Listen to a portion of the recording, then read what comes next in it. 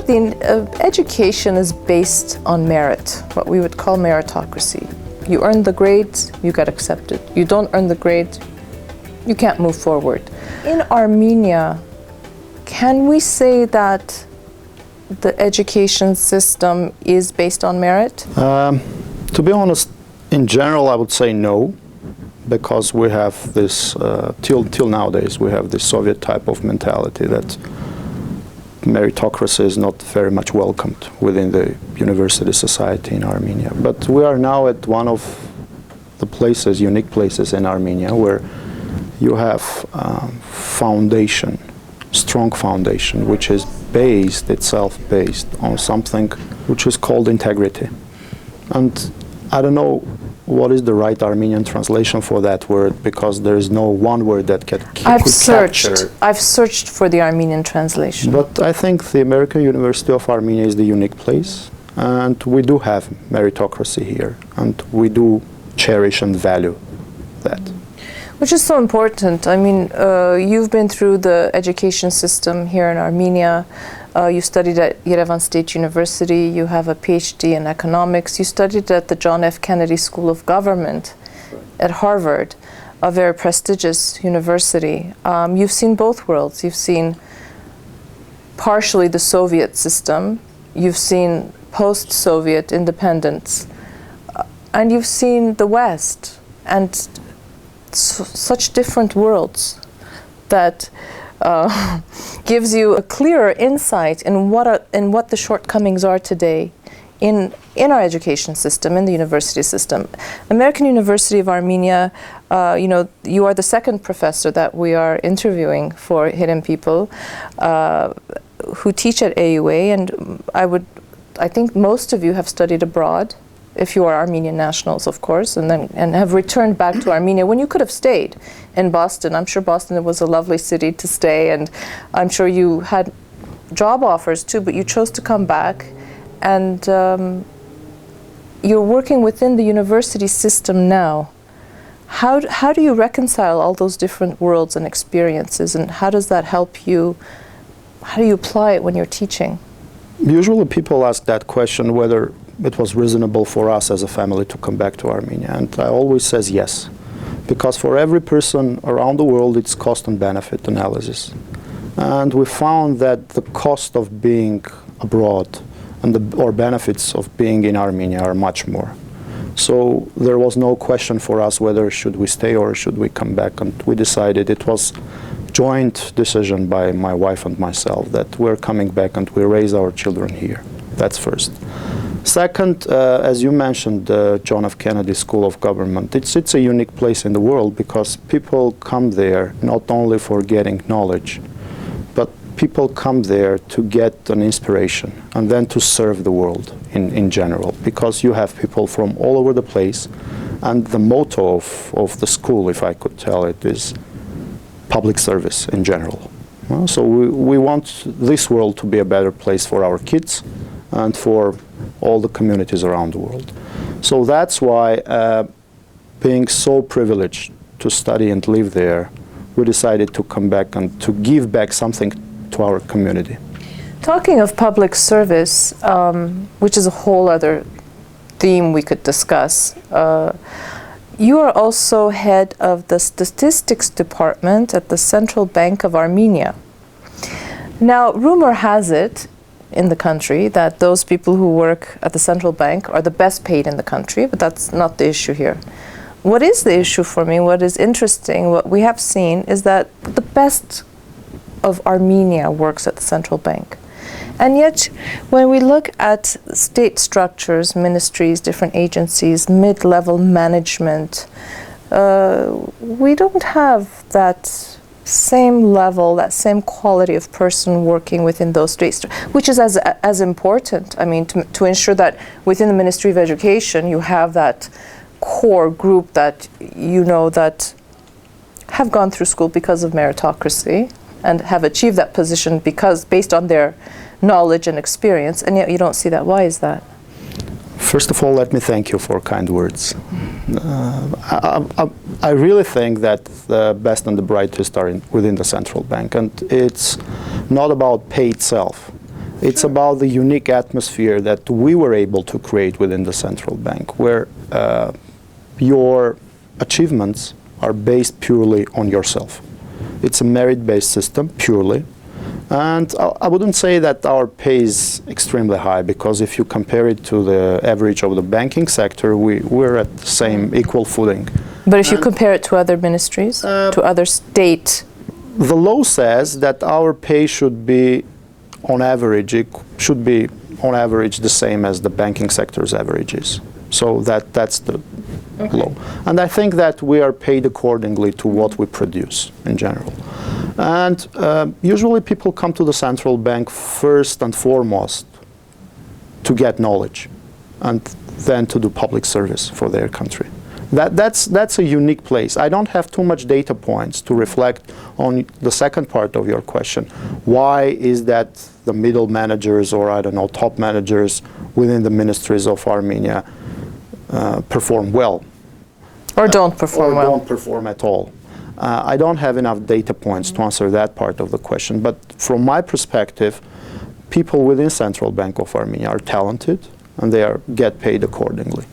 That's okay. I am gonna come to the topic of public service. Mm-hmm. When the words itself, civil servant, public service, it is to serve, to provide a service. Yet this mentality, and I would argue in most post-Soviet countries, in the post-Soviet space, that concept of service, that when I'm a state employee, my job is to serve the public, it really is almost non-existent, is it not? Outside, I mean, we're not talking about central bank. I mean, we've clarified that that's a different sort of oasis. To me, it's kind of a syndrome of Soviet Union still exists, that being a public servant, it's about being closer to the pool, and then you can get something out of that pool. It's not about serving people in general, but it's being in the part where you can, I don't know, employ your vested interests, your personal vested interests. And I think we should change it. If we want to have a development in this country, if we want to be competitive, then we should do something about it. It's one of the major issues. Okay, so it's not that we can't do it. It's not that we don't have the mental capacity to do it. It's not that we don't have the mechanisms to do it. It's because we don't want to do it. Why is it that, for example, I'm ready at this point to almost call it a sickness, some kind of illness that we have about our view of ourselves as a people, about our perceptions of Armenia as a country. Every second person you talk to in Armenia, and probably in the diaspora, complains about, you know, the corruption, complains about the economic situation, about the political and the social situation of Armenia. And yet we see that if we do want to change something, if we want to learn how to stand in line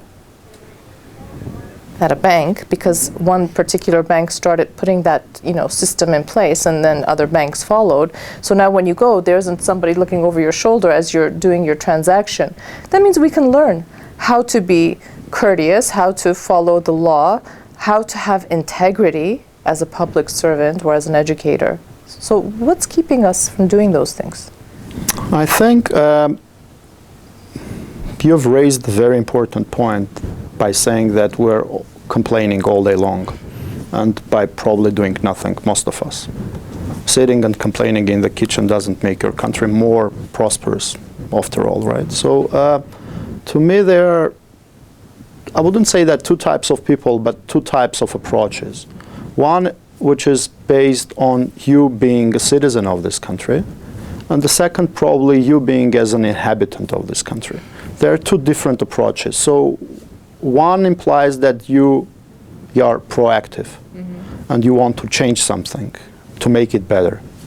The second implies that the most you can do is just to sit and complain, okay? Because it's not the problem of government or a ruling elite, after all. It's a societal problem in general. So who could solve the problem? Us. Us. And who are us? You and me. Correct. You know, as an educator, putting your life in the central bank to one side for a second. Obviously, you're educating a new breed of young Armenians. I think you said microeconomy or competition, and I'm not an economist, so I'm going to trip over those words, it's fine. You set a plan for yourself outside of your lesson plan, outside of the curriculum that you're going to give them, which is what you have to give them. Are there messages that you are giving them, life lessons, what it means to be a good citizen, or is that not your issue?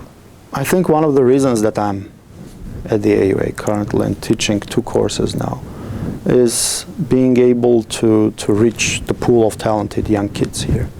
And to be honest, we're talking about many other things which are not topic related, and we do it during our extra time.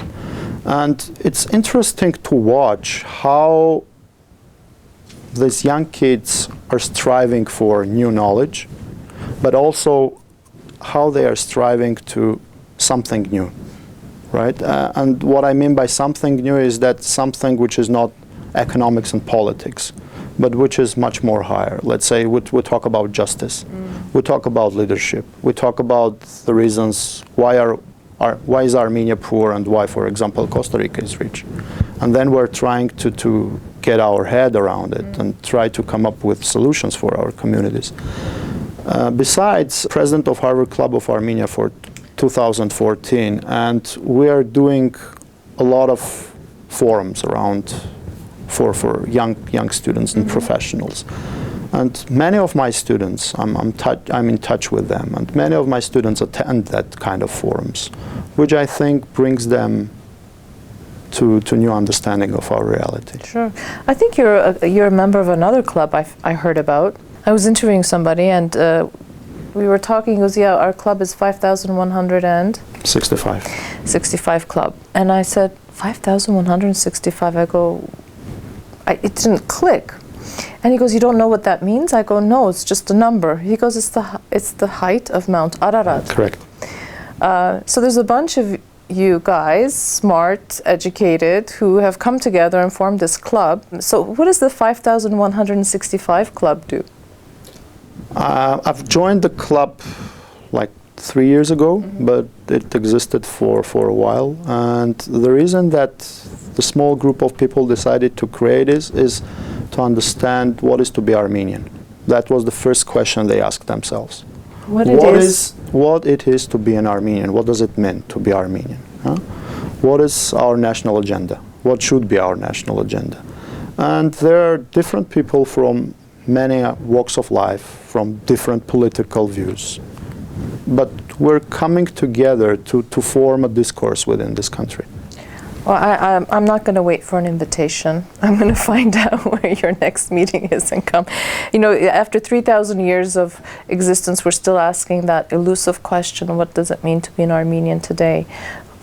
When we talk about democracy, what kind of democracy are we talking about? When we talk about transition, what are we transitioning toward? These are questions that you're, absolutely right. We don't have this national discourse, even within Armenia, within the diaspora, Armenia diaspora. These connections are so important, and yet somehow we're not always successful in making them. So we're trying to raise this existential question, and some of our members are Armenians from abroad. Concerning the question, what should our relations with our brothers and friends from diaspora be? I would say one of the initiatives that came out from the club, and I think are successfully done now, is this Repat Armenia program.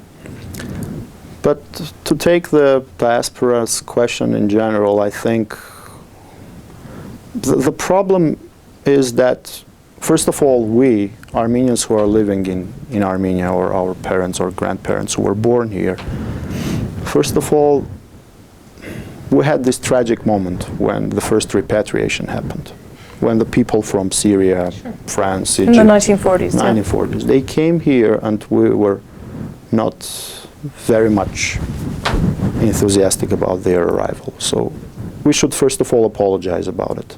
And I don't merely mean saying I'm sorry. I mean we should apologize by our action. Okay? We should treat that people as Armenians, first of all. Secondly, there is a problem within diaspora, I think, because this is a unique moment in Armenian history that we have an independent state. It should be a state for every single Armenian around the world. And approach that we treat this state as our first, second, third cousin is not the right approach, okay? We should treat this country as our son or a daughter, because most of the time you can hear people from diaspora coming and complaining about corruption, about rule of law, integrity, and all that stuff. So my response would be stay and do something, because when your child is in a problem, you are not abandoning him or her, right? You are trying to make things better for him or her. Well, I couldn't agree with you more. And speaking of child and children, you have an 8-year-old daughter and a 6-year-old son. And you came back to Armenia from the United States because you wanted to raise them here. I think regret is a useless emotion, so I'm not going to ask you about regrets. I want to ask you about the possibilities that you see for that. The problem in Armenia, in educational system, for example, is that we have few bright spots, but in general, it's kind of a darkness around, right? So the point is that, for example, we have IPE school, and now Ruben Vartanyan is building another school, and then we have a school that my daughter goes, which is called Usum. It's kind of a FISMAT for kids school. We're quite happy with that, right? But there are a lot of schools, and I talk to my friends around, and they are not happy at all, because the curriculum is old, their kids don't get what they should get for their 4th, 5th, 6th grade. So the problem is how to spread these bright spots so they become spread wide, right? And who should do it? Again, probably us, but with the help of government officials as well, of course. That would be my approach. And concerning the regret, there are no any regrets. I think if we give them the right education that we could give them in Armenia nowadays, then they will find their way. Well, you know, it's about spreading the light, լուսավորություն, as we say in Armenian. And I think it's people like you who help push that light and push the darkness away. And I think that the more we talk, the more that we act as individuals. Look, if everybody does their role in society with integrity, with honor, and with love of understanding what it means to be an Armenian and why is it that I'm doing this, because I could be, you know, sitting in New Jersey and you could be in Paris and we could be doing our thing, but we've chosen this. So I'm really glad we met, Martin Galstyan, and I want to thank you for taking the time to sit down and talk to us about your own history and your own thoughts about education and public service. Pleasure is mine indeed. Thank you very much. Thank you.